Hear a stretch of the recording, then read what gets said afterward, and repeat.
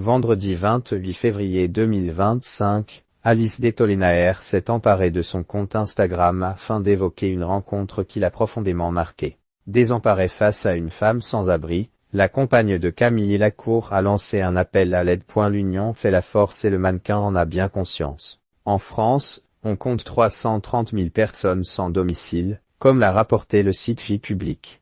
Parmi elles, 120 000 sont des femmes. Vendredi 28 février 2025, Alice Detolenaer a rencontré l'une d'elles, comme elle l'a raconté sur son compte Instagram. Alors qu'elle devait quitter Paris après une séance photo, la jeune femme de 38 ans avait 1 heure devant elle dans la gare de Lyon.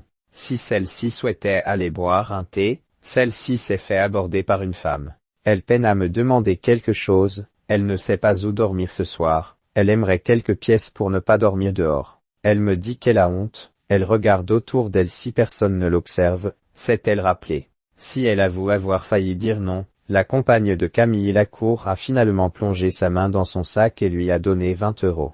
J'ai pensé que c'était démesuré de donner ça à quelqu'un qu'on ne connaît pas et à la fois, c'est tellement ridicule, car ça ne paye même pas une nuit à l'hôtel, a-t-elle estimé avec du recul avant de préciser être partie vite, comme si c'était contagieux. Finalement, c'est alors qu'elle était installée au chaud avec son thé que la jeune maman s'est sentie bête. Alice Detolenaer, elle a vécu sa vie entière avec un homme maltraitant sur Instagram. Celle qui s'est battue contre un cancer du sein est retournée voir cette femme et lui a demandé comment elle s'était retrouvée dans cette situation.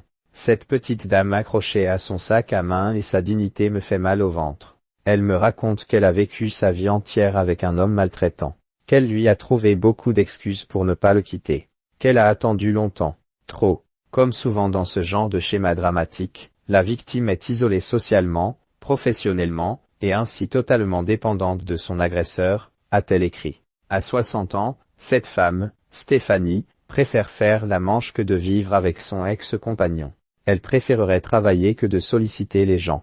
Elle faisait des petits boulots d'intérim au début. Mais, comme elle dort dans le bus de nuit, c'est difficile pour elle d'être à l'heure à la mission. Je les comprends, ce n'était pas possible pour eux de me garder, m'a-t-elle dit avec humilité, a expliqué Alice Detolenaer. Avant de prendre son train, elle a pris le numéro de Stéphanie.